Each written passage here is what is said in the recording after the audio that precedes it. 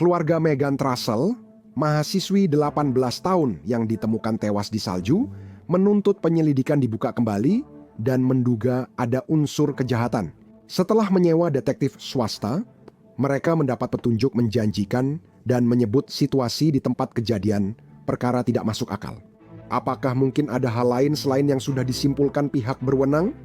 Kami akan bertemu orang tua Meghan dan ahli forensik untuk mencari jawaban lebih lanjut. Selamat datang di Sidebar dari Law and Crime. Saya Jesse Weber. Kami tahu itu Meghan Trussell, 18 tahun meninggal Februari lalu, sekitar 6 bulan setelah tahun pertamanya di Universitas Colorado Boulder. Kami tahu itu.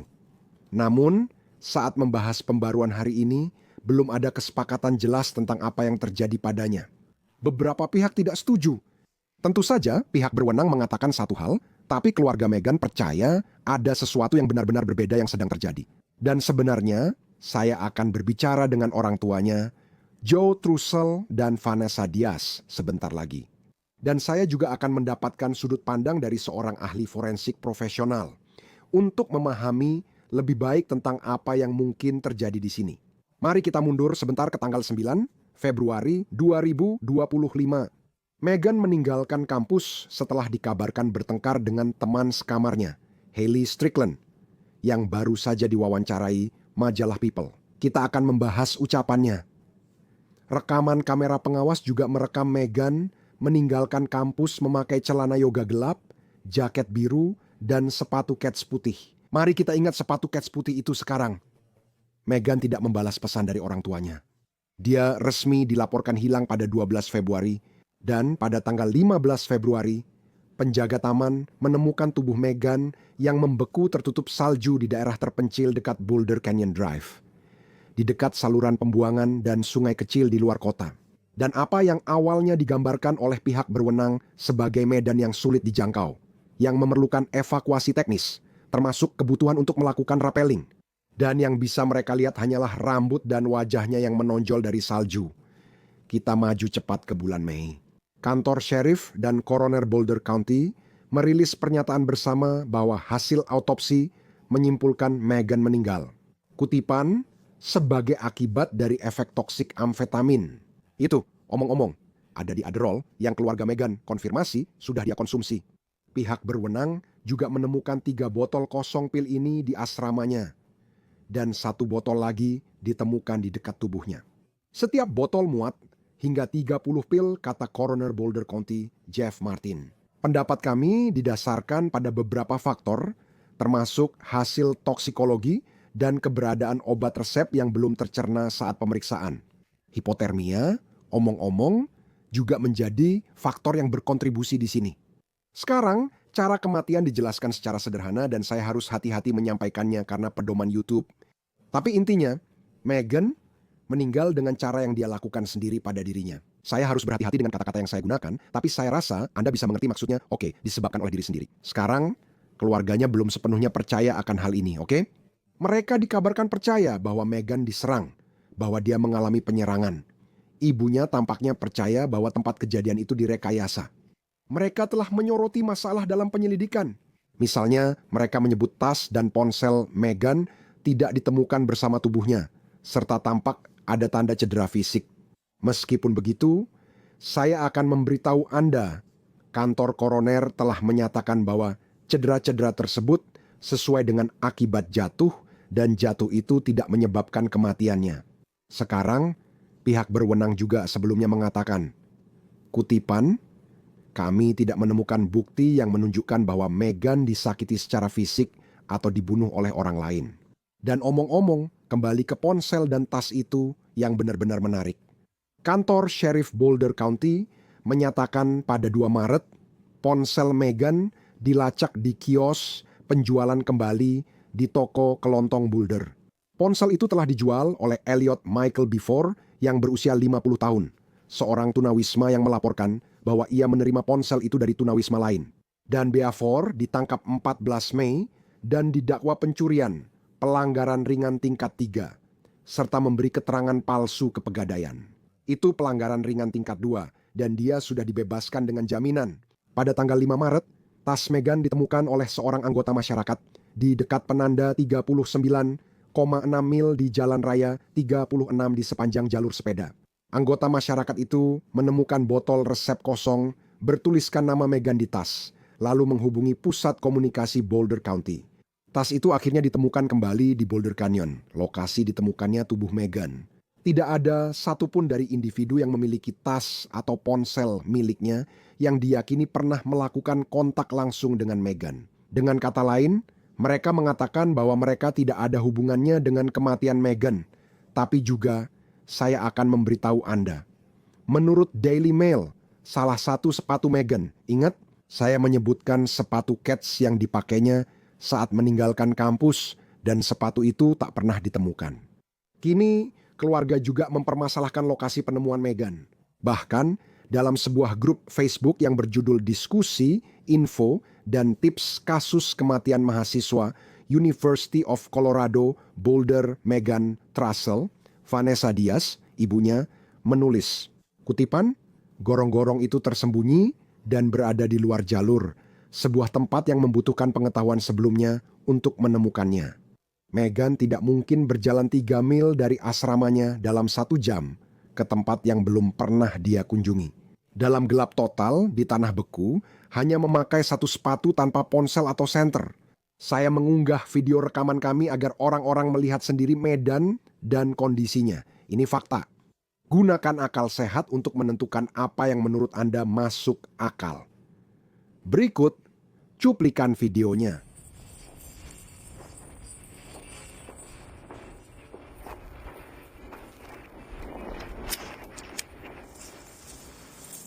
Sekarang untuk memperjelas, tidak ada yang telah ditangkap. Tidak ada yang didakwa terkait dengan kematian Meghan karena pihak berwenang mengatakan tidak ada yang bertanggung jawab. Lalu Anda bertemu lagi dengan mantan teman sekamar Meghan, Nona Strickland, yang sebelumnya saya sebutkan. Dia memberi wawancara ke majalah People. Dan dalam wawancara itu, dia mengatakan bahwa Meghan adalah, kutip, tipe orang yang hanya sekali seumur hidup, bagaimana dia mencintai keluarganya, dan bagaimana mereka berdua sangat dekat. Tapi ya, mereka memang pernah mengalami pertengkaran khas teman sekamar, tapi itu tidak pernah terlalu serius. Semuanya selalu bisa diselesaikan sendiri pada akhirnya. Dia juga mengatakan bahwa dia khawatir Meghan sedang mengalami masalah kesehatan mental, bahkan mendorongnya untuk pergi ke terapis lain atau mendapatkan obat-obatan. Dan mengenai malam yang dimaksud, ketika Meghan pergi, dia mengaku pulang ke rumah, melihat Meghan dan pacarnya sedang bermesraan. Mereka bertengkar. Kutipannya, kami sudah bicara panjang dan dia bilang dia menghormati serta mengerti. Saya memergoki mereka dan merasa dikhianati. Strickland mengaku pergi kerja dan tak pernah melihat Meghan lagi. Ngomong-ngomong, pacarnya belum diidentifikasi secara resmi. Dia juga tidak terlibat dalam kematian Meghan dengan cara apapun. Menurut majalah People, yang meninjau berkas kasus ini, Meghan dan pacarnya berselisih hingga akhirnya pacarnya memutuskan hubungan dengan Meghan. Sekarang, Strickland mengklaim bahwa dia tidak segera memberitahu pihak berwenang bahwa Meghan hilang dalam 2 hari pertama karena dia mengira Meghan hanya berada di rumah saudara perempuannya. Menurut The Mirror, Amerika Serikat, keluarga Meghan yang menyewa seorang penyelidik swasta telah meminta bantuan masyarakat di sini. Dan ini adalah pembaruan besar. Mereka dilaporkan telah menerima, kutip, 4 petunjuk menjanjikan terkait kematian Meghan. Mereka mendesak agar kasus ini dibuka kembali. Saya akan membahas itu sebentar lagi. Kantor Sheriff Boulder County langsung defensif menyatakan pada Daily Mail bahwa penyebab kematian Meghan sudah ditetapkan. Kutipan berdasarkan bukti yang tersedia dan fakta-fakta yang berkaitan dengan penyelidikan ini. Seorang juru bicara mengatakan, Sheriff Curtis Johnson yakin detektif dan deputinya telah menyelidiki kematian Meghan secara menyeluruh berdasarkan bukti yang ada. Ini adalah situasi yang tragis dan keluarga telah sangat terlibat sejak awal. Pegawai kantor sheriff, penyidik koroner, jaksa wilayah, dan pengacara keluarga Trussell beberapa kali bertemu atas permintaan orang tua Meghan. Seperti pada kasus lainnya, kantor sheriff akan mengevaluasi bukti baru yang muncul dan menentukan apakah penyelidikan tambahan diperlukan. Ngomong-ngomong, ada GoFundMe yang telah dibuat atas nama ibu Meghan, Vanessa.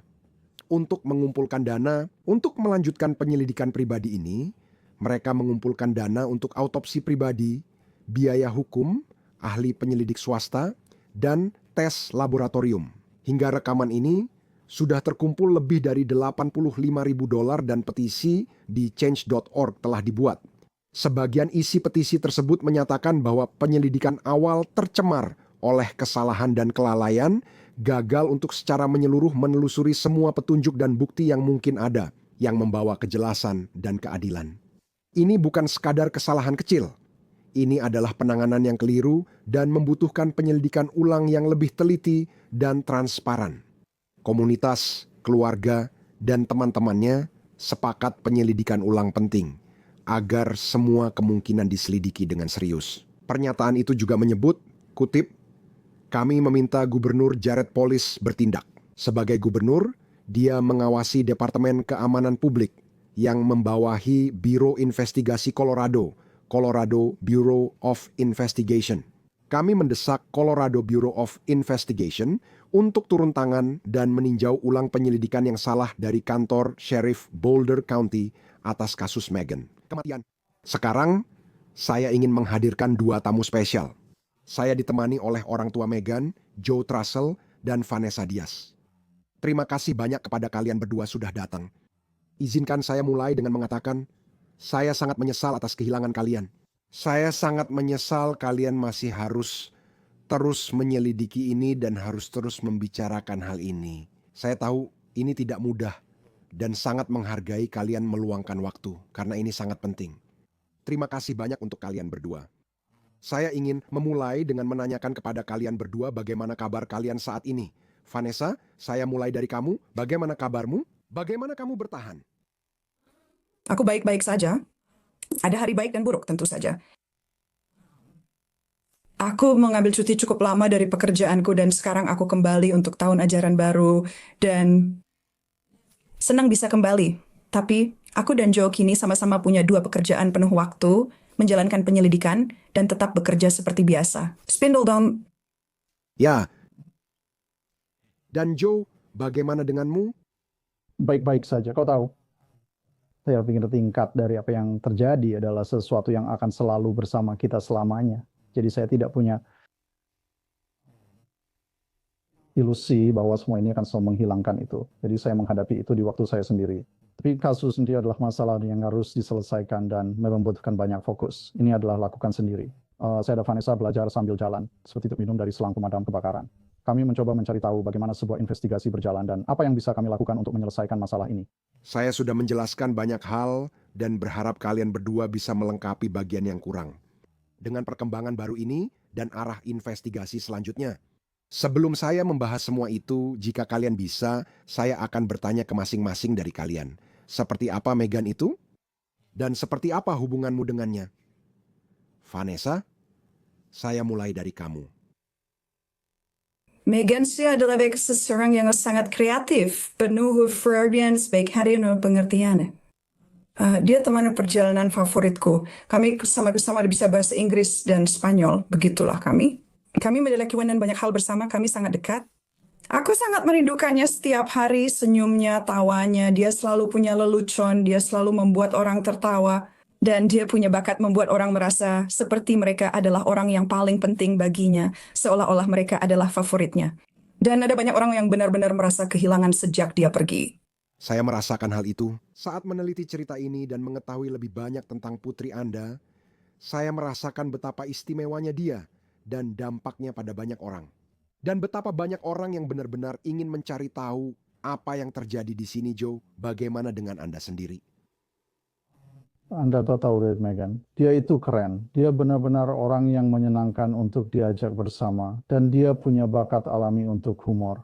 Dia peka membaca suasana, tahu lelucon yang akan berhasil. Dia jenius budaya pop.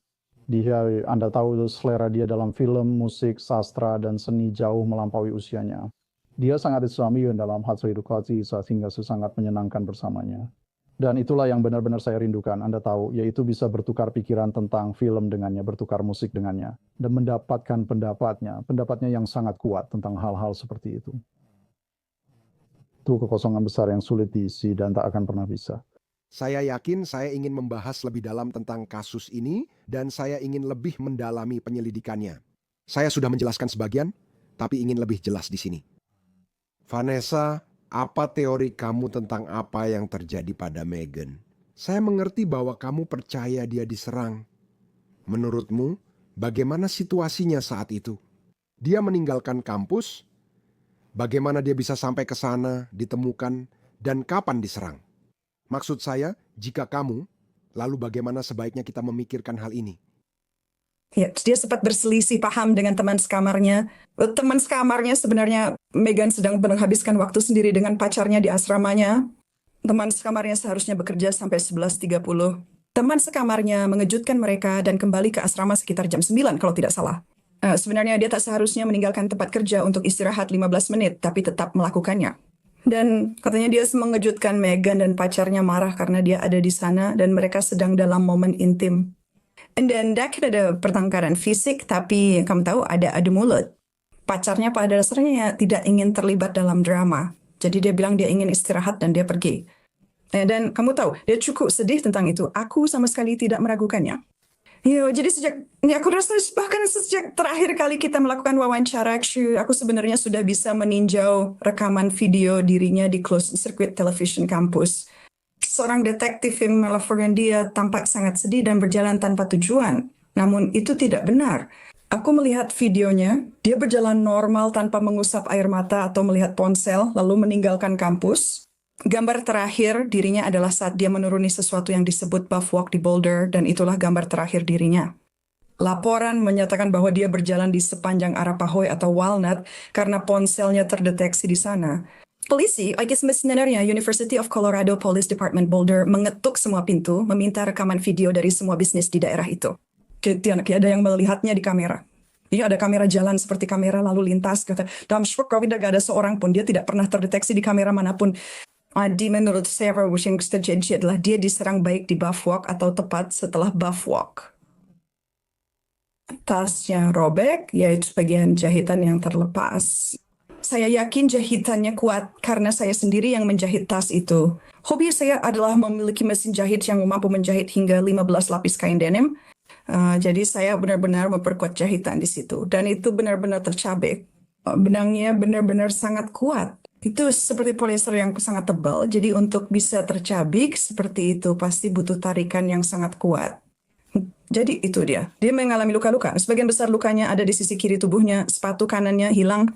Jadi saat kamu memikirkan bagaimana dia bisa ditarik, lengan kiri jaketnya juga robek.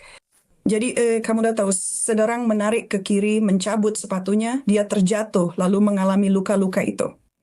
Kita mau tahu ada oleh kebeguan di mana aku benar-benar tahu apa yang terjadi padanya setelah itu. Iya, tapi orang bunuh diri tidak mematahkan gigi, merobek tas atau lengan jaketnya. Itu tidak biasa terjadi. Luka yang mereka gambarkan tak cocok dengan kasus bunuh diri. Jumlah Adderall yang ada di tubuhnya, di aliran darahnya, di perut dan kerongkongannya, serta di aliran darahnya tidak masuk akal. Itu bukan kadar mematikan, melainkan tingkat toksik rendah bagi seseorang yang telah mengonsumsi Adderall selama 4 tahun. Sangat jarang seseorang bunuh diri hanya karena amfetamin, Adderall. Bahkan kamu tidak bisa menemukan statistik tentang hal itu. Saat ini aku hanya menemukan Key Megan untuk Boulder County. Kita belum tahu bagaimana dia sampai ke ngarai itu. Ponselnya terdeteksi di taman pukul 10.36 lalu terdeteksi lagi di ngarai pada waktu berbeda. Detektif yang sama mengatakan dia tampak sangat gelisah. Dia memiliki waktu yang bertentangan tentang kapan terakhir kali ponselnya terdeteksi. Jadi aku sebenarnya meminta data itu secara khusus dari FBI. Ini sekarang orang membicarakan tentang itu. FBI membantu University of Colorado Police Department, yang mereka lakukan hanyalah membantu mereka dengan data lokasi ponsel. Tidak ada yang turun ke lapangan. Semua komunikasi hanya lewat email antara University of Colorado Police Department dan FBI. Jadi University of Colorado Police Department belum terbuka soal informasi itu. Saya tidak tahu alasannya, tapi mereka bilang saya harus minta langsung ke FBI. Sekarang pendamping korban sedang membantu mengurusnya. Sana, kamu tahu sulitin untuk menyusun garis waktu ketika ada ketidakakuratan dalam laporan polisi dan mereka tidak mau membagikan data aslinya. Ada banyak masalah, tapi aku tak tahu dari berapa lama waktu gitu, tapi... Tidak, aku mengerti. Dan jelas ada pertentangan karena mereka bilang, pihak berwenang mengatakan bahwa luka-lukanya sesuai dengan akibat jatuh, kan? Dan bahwa itu tidak sesuai dengan akibat diserang. Joe, sebelum aku ke kamu, sebentar Vanessa, ketika kamu menyampaikan kekhawatiranmu, ketika kamu mengatakan bahwa ini tidak masuk akal kepada pihak berwenang, Biasanya tanggapan seperti apa yang kamu dapatkan selain mungkin diabaikan? Seperti kamu bilang, mereka tidak memberi info yang kamu butuhkan dan hanya bilang kamu salah serta tetap pada teori kasus mereka. Apakah mereka pernah masuk? Apakah mereka benar-benar memperhatikan temuan dan ucapanmu? Widek Stirekis cek mendengarkan. Terakhir kali kami benar-benar berbicara dengan ahli patologi forensik adalah pada tanggal 4 Juni. Kami sudah bertanya secara khusus tentang luka-lukanya, dan kamu tahu, kamu pasti ingin tahu apa yang dia katakan. Dia bilang, saya tidak akan berspekulasi, tapi itu tidak berkontribusi pada kematiannya, jadi dia tidak akan berspekulasi. Dia bilang itu adalah jatuh, tapi bukan jatuh biasa, kamu tahu. Ya, itu juga yang dikatakan oleh ahli patologi forensik lain kepadaku saat aku pergi ke Crime Weekly, itu ada di seluruh tubuhnya, mereka ada di seluruh tubuhnya. Mereka tak mungkin bilang itu karena jatuh, tapi saat didesak dia hanya bilang tak mau berspekulasi. Bukankah itu tugasmu? Bukankah seharusnya kamu memberitahuku apa yang terjadi? Bukankah tugasmu menjelaskan bagaimana cedera itu terjadi? Daripada menebak-nebak apa yang mereka lihat di perut dan kerongkongannya yang jumlahnya banyak hingga menyebabkan pendarahan dan penyempitan kerongkongan. Sebelumnya aku sama sekali tidak tahu semua istilah ini tentang ini. Das Kurscek kan bisa menghitungnya kalau sistem matematika sederhana. Kini aku minta temanku yang apoteker memeriksa dan isi perutnya hanya 3-5%. Ahli patologi Sunda pada pertemuan yang sama secara khusus mengatakan bahwa dia menyimpulkan itu sebagai bunuh diri berdasarkan banyaknya sisa pil di perut dan kerongkongannya. Itu adalah tindakan kehendak, seolah dia memang ingin mengakhiri hidupnya. Begini ceritanya. Kalau dihitung, kalau kamu melakukan perhitungannya, itu hanya 3-5% dari seluruh volume itu, apapun itu. Jadi tidak ada zat lain di dalam tubuhnya. Tidak ada apapun yang muncul di hasil toksikologi. Mereka meyakinkan saya bahwa mereka memeriksa obat-obatan baru yang mungkin belum umum atau di luar biasanya. Obat-obatan sering disalahgunakan dan saya juga punya pertanyaan soal itu. Mereka juga kurang rasa ingin tahu. Dan mereka bilang, jika saya ingin tahu isi masa itu, saya bisa mengirimnya sendiri untuk diuji. Tapi maksud saya sebenarnya, saya tidak peduli apa isinya. Kamu bilang semuanya didasarkan pada banyaknya jumlah bahan pil. Ini seperti puzzle 100 keping, 5 kepingnya Adderall. Sisanya apa? Jadi kamu memutuskan itu bunuh diri hanya berdasarkan tebakan dari apa yang kamu lihat dan perkirakan, lalu langsung menyimpulkan begitu. Itu bukan ilmu pengetahuan. Sekarang, Joe diberitakan bahwa keluarga telah menerima 4 petunjuk menjanjikan terkait apa yang terjadi pada Megan. Saya tidak tahu apakah Anda bebas untuk membagikan apa saja petunjuk itu. Tapi, apapun yang bisa Anda ceritakan tentang petunjuk ini, apa yang bisa Anda sampaikan pada kami? Ya, Anda tahu, penting untuk dicatat bahwa kami telah menerima ratusan petunjuk dan semuanya harus diverifikasi dan beberapa di antaranya agak di luar dugaan. Saat ini kami telah melakukan perensuran komunitas tunawisma di Boulder. Bukan karena kami percaya bahwa siapapun dari komunitas tunawisma terlibat, tetapi karena tempat ditemukannya tubuh Megan itu adalah lokasi yang dikenal sebagai tempat perkemahan tunawisma. Jadi kami mulai musim panas lalu dengan naik ke sana dan membagikan paket bantuan. Kami punya sistem dukungan yang hebat. Orang-orang menyumbang barang agar kami bisa ke sana. Bertemu komunitas tunawisma Boulder dan mencari tahu informasi dari mereka. Dari situlah beberapa petunjuk muncul yang sedang kami kerjakan. Kami belum bisa membahasnya sekarang. Saat ini, dalam sebulan terakhir kami merasa telah mencapai titik balik, meski sulit dipastikan setelah berbulan-bulan mengikuti perkembangan situasi. Maksud saya, setiap hari selalu ada kejutan. Sepertinya selalu ada hal baru yang terjadi, tapi kami merasa kami telah bergerak ke arah yang baru di sini. Beberapa tips ini bisa sangat berharga. Kami hanya mencari solusi. 2 hal, Megan tidak bunuh diri. Seseorang bertanggung jawab. Itu saja yang saya pedulikan dalam semua ini. Kami punya banyak lapisan masalah lain yang harus kami hadapi.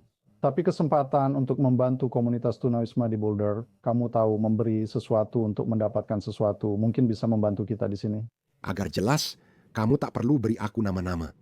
Apakah kamu punya daftar tersangka potensial sendiri, orang-orang yang bisa diidentifikasi, yang sudah kamu bagikan ke penegak hukum yang kamu ketahui saat ini tapi tidak akan kamu bagikan? Penting dicatat, penegak hukum menganggap ini bunuh diri dan kasusnya sudah ditutup. Benar kan? Saat saya bilang do it yourself, maksudnya kami sendiri yang jadi penyelidik, pengacara, dan sistem dukungan. Kami lakukan semua, bukan penegak hukum. Tentu. Jadi kami harus melakukan ini secara mandiri. Kami harus melakukannya. Saya tidak tahu bagaimana caranya, tapi kami punya penyelidik pribadi yang sangat baik yang tahu bagaimana melakukannya. Saya tadi ingin menanyakan tentang penyelidik pribadi yang Anda sewa. Apa yang bisa Anda ceritakan tentang pekerjaan yang dilakukan oleh penyelidik pribadi itu? Dia sangat antusias dan termotivasi, dan menurut saya itu hal yang paling penting. Dia punya tujuan yang sangat kuat. Dia sangat sejalan dengan apa yang ingin kami lakukan. Vanessa sudah lebih sering bicara dengannya daripada saya. Dia mungkin bisa memberikan wawasan tentang hal itu. Saya ingin menegaskan bahwa kami sebenarnya tidak tahu apa yang kami lakukan. Kami pernah menyewa detektif swasta, tapi ternyata dia tidak melakukan pekerjaan yang kami butuhkan.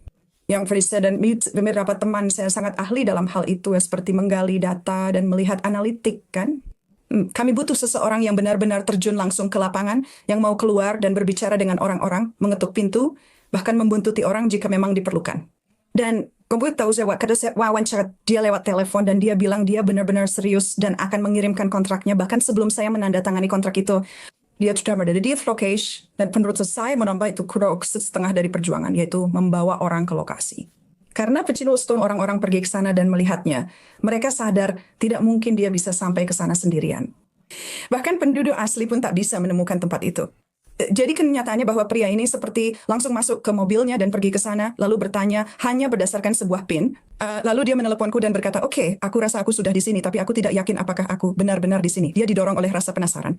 Dia yakin itu bukan bunuh diri dan masih berkomunikasi denganku lewat pesan teks. Ada beberapa kawan lain yang belum menginggir aku bagian sekarang tapi dia udah mengurus semuanya. No, kamu tahu, tadi kami sempat mengalami sedikit kendala. Kami tidak bisa mulai secepat yang kami inginkan, tapi aku rasa sekarang kami sudah berjalan dengan baik. Dia sudah punya 4 petunjuk yang sedang dia kerjakan.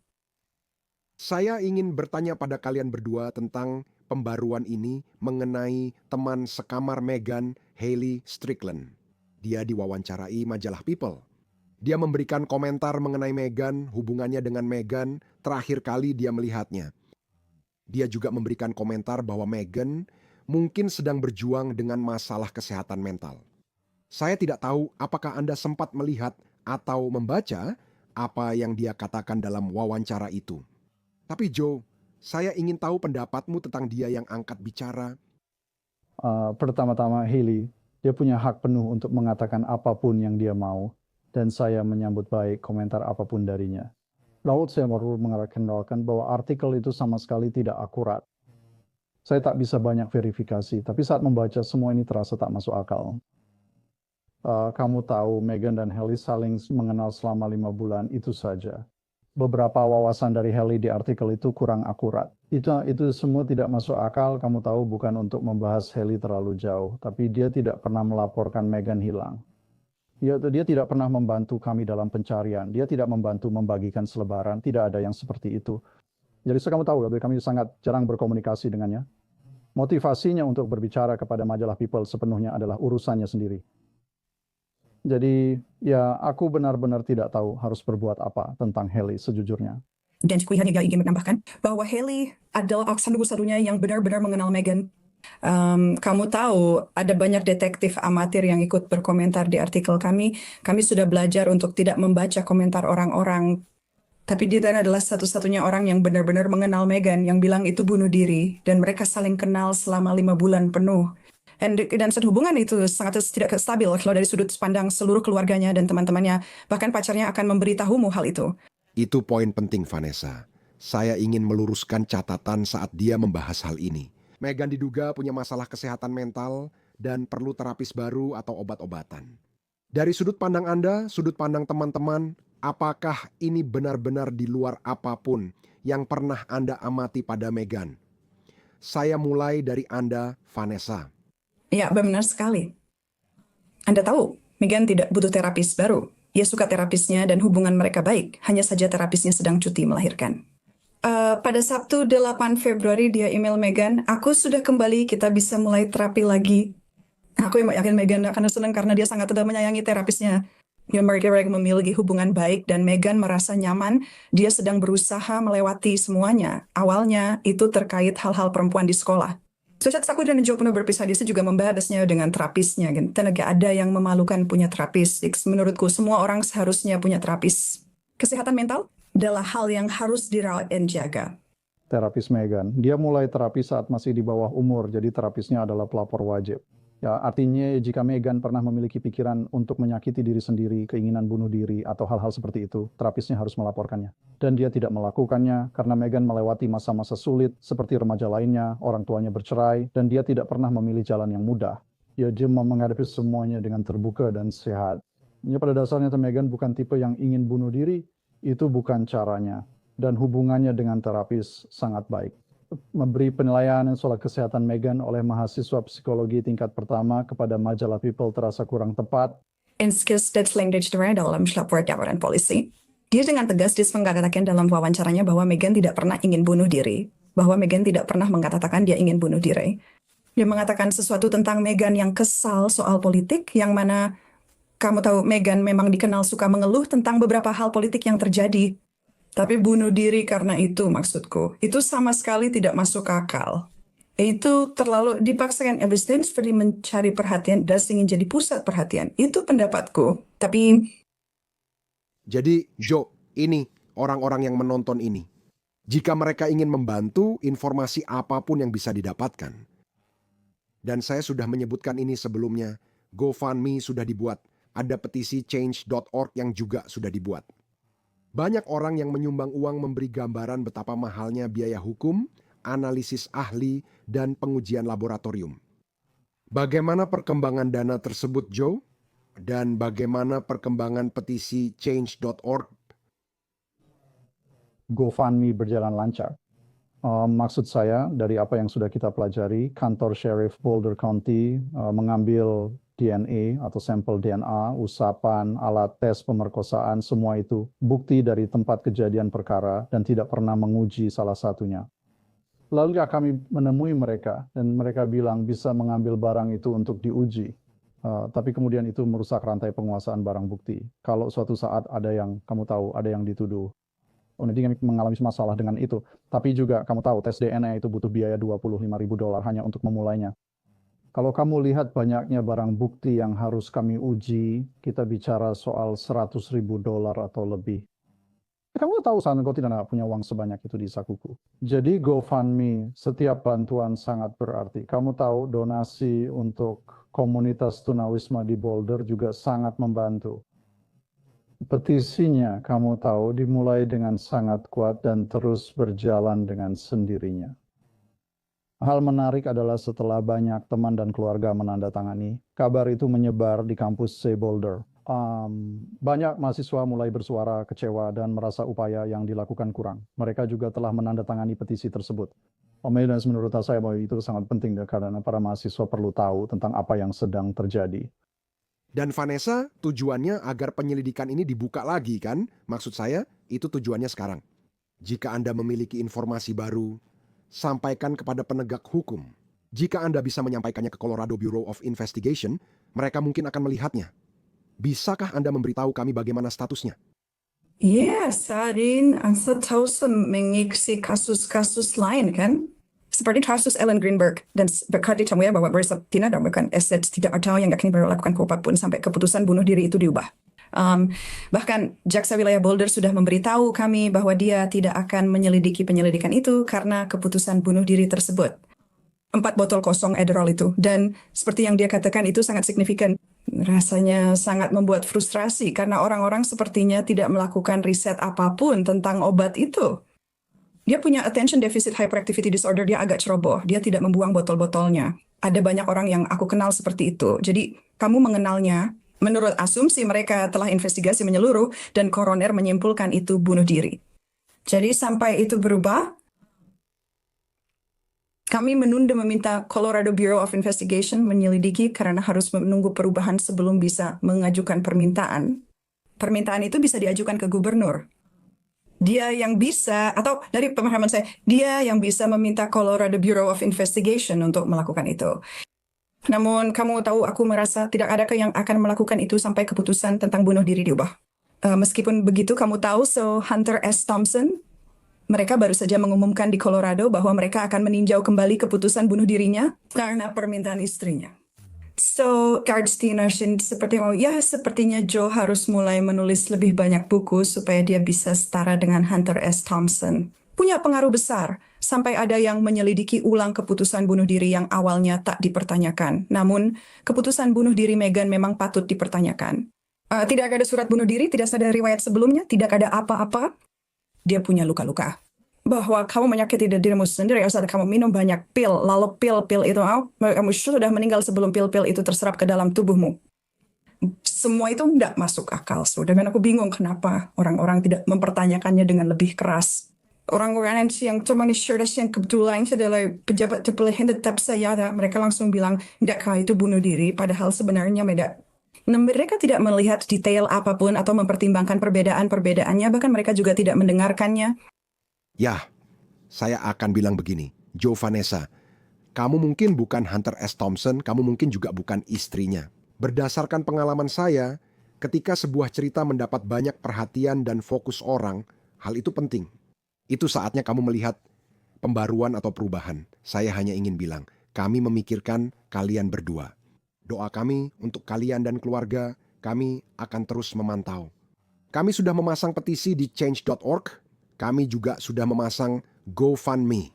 Dan siapapun yang melihat ini, jika mereka ingin berkontribusi untuk penyelidikanmu agar mendapatkan lebih banyak jawaban, mereka sangat dianjurkan untuk melakukannya. Tapi Joe Trussell, Vanessa Diaz, terima kasih banyak sudah hadir.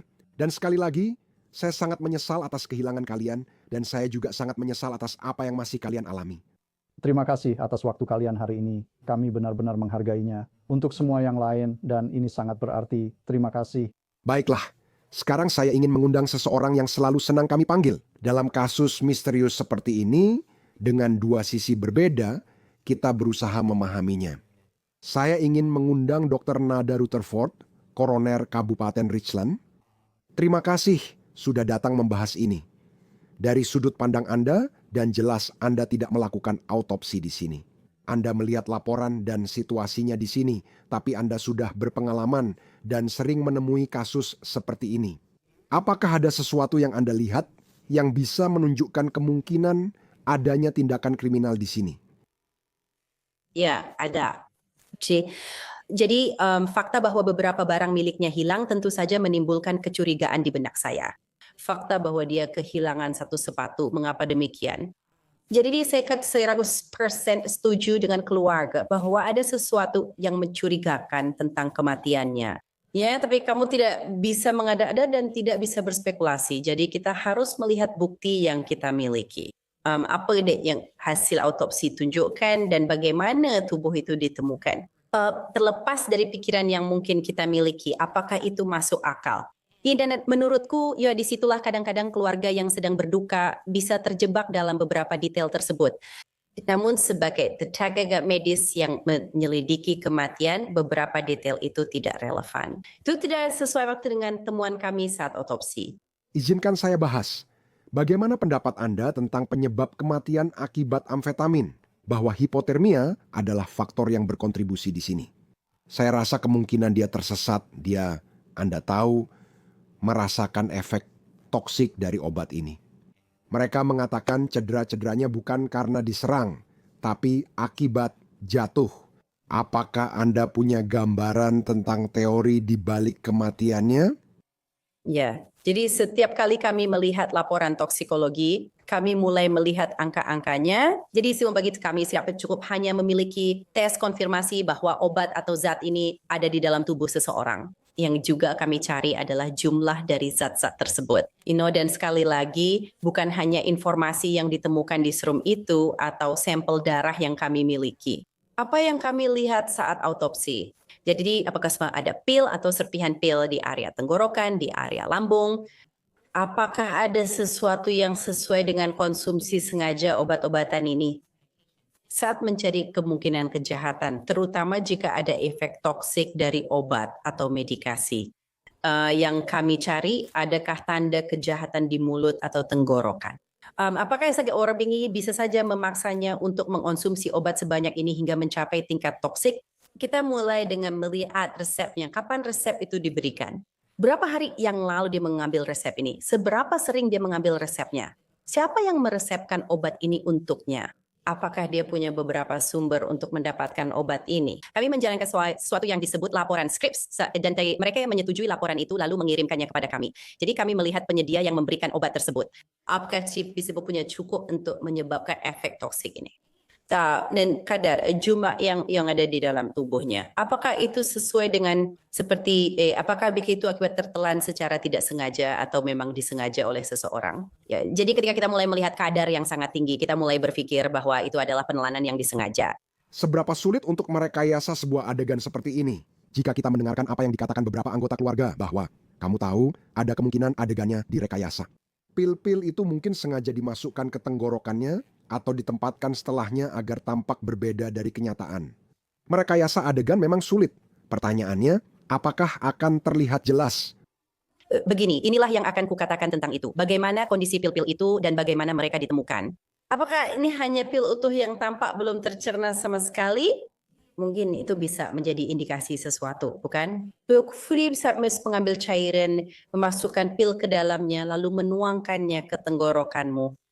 Tapi itu tidak mengubah fakta bahwa kamu harus cukup hidup untuk memetabolisme obat itu agar bisa memberikan efek toksik. Dan aku rasa itulah yang mungkin dilewatkan oleh keluarga. Apakah memang ada konsumsi dari zat apapun itu? Apakah seseorang bisa saja memaksakan itu padanya? Tentu saja. Apakah mereka bisa menghancurkannya dan memasukkannya ke dalam minuman? Tentu saja. Tapi kapan mereka punya waktu untuk melakukan itu? Dia penghilang. Dia tidak terlihat di kamera. Lalu dia ditemukan. Hanya dia saja. Terdekat di luar di suatu tempat akan membuatnya rentan menjadi korban. Tapi sekali lagi, hipotermia adalah sesuatu yang bisa menyebabkan kematian. Jadi maksudku ada begitu banyak hal kecil di sini yang menjadi tanda bahaya, tapi tidak selalu berarti ada bukti yang benar-benar jelas. Kalau kamu mengerti maksudku. Keluarganya yakin dia diserang karena luka-lukanya, tapi pihak berwenang menilai luka itu akibat jatuh. Faktanya, Wakil Koroner Colin Hancock mengatakan bahwa tubuh Meghan ditemukan sekitar 6 meter di bawah lereng curam berbatu ini. Terdapat luka akibat benturan benda tumpul yang sesuai dengan jatuh, namun tidak menyebabkan atau berkontribusi pada kematiannya. Pendapatmu tentang itu? Jika luka akibat benturan benda tumpul berkontribusi pada kematiannya, hasil autopsi pasti menyatakan hal itu. Jadi dia mungkin mengalami pendarahan otak. Tetapi kalau tidak cukup parah, sehingga tidak bisa dicantumkan sebagai penyebab kematian di surat kematiannya, maka itu bukan apa-apa. Dan apakah jatuhnya itu konsisten dengan kerusakan setelah kematian atau konsisten dengan kerusakan sebelum kematian? Jadi sekali lagi, itu adalah detail dalam laporan autopsi yang belum saya lihat. Untuk menunjukkan di mana kami yakin cedera ini terjadi dalam hidupnya. Karena kami memilihkan orang-orang yang terjatuh karena mereka berada di bawah pengaruh sesuatu. Namun, semua goresan, memar, dan cedera akibat benturan tumpul itu tidak menyebabkan kematian mereka. Dan dok, sebelum saya membiarkan Anda pergi, lokasi di mana dia ditemukan. Keluarga menegaskan bahwa ini memang daerah terpencil. Anda tahu, di sana gelap. Aneh untuk berada di sana. Itu di luar batas kota. Itu tempat yang aneh untuk menemukan mayat, itu tempat yang aneh untuk menemukan Meghan. Apakah itu menarik perhatian Anda? Itu memang menarik perhatian saya karena menurut saya itu menunjukkan kemungkinan adanya tempat kejadian perkara kedua. Saya sepenuhnya setuju dengan keluarga saat mereka bilang ada sesuatu yang mencurigakan. Sekali lagi, sepatu yang hilang itu akan sangat mengganggu saya sebagai seorang ibu. Itu juga mengganggu saya sebagai seorang penyelidik. Di mana sepatu yang satunya lagi? Kalau seorang Pak mencuri sepatu si kamu, pasti seperti kau ikan mengambil kedua sepatu kan? Kalau mereka mencoba merekayasa sesuatu, kenapa hanya mengambil satu saja? Kenapa mereka tak ambil keduanya? Jadi mungkinkah ini tempat kejadian perkara kedua? Mungkin saja. Menurutku penyidik harus menggali lebih dalam lagi.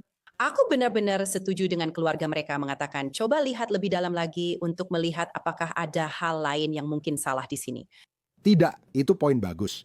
Dokter, sebelum kita akhiri, adakah hal yang perlu dipikirkan penonton terkait ini? Isi Anda benar-benar yakin bahwa seseorang memaksa orang lain untuk meminum pil. Anda perlu mencari tanda-tanda cedera di sekitar mulut, lidah, gusi, dan lihat apakah ada luka pertahanan di tangan. Karena akan sangat sulit membuat seseorang yang bahkan setengah sadar untuk menelan pil begitu saja, mereka bisa tersedak. Jadi saya pasti ingin tahu dalam laporan autopsi itu tanda-tanda perlawanan apa yang mungkin ada yang bisa menunjukkan bahwa dia dipaksa. Pertanda seseorang dipaksa menelan banyak pil. Terima kasih banyak atas waktunya, Dr. Nada Rutherford. Saya sangat menghargai. Terima kasih banyak. Dan itu saja yang bisa kami sampaikan untuk Anda saat ini di Sidebar. Semua, terima kasih banyak sudah bergabung bersama kami. Jangan lupa berlangganan di YouTube, Apple Podcast, Spotify, atau platform podcast lainnya. Ikuti saya di X atau Instagram. Saya Jesse Weber. Sampai jumpa di lain waktu.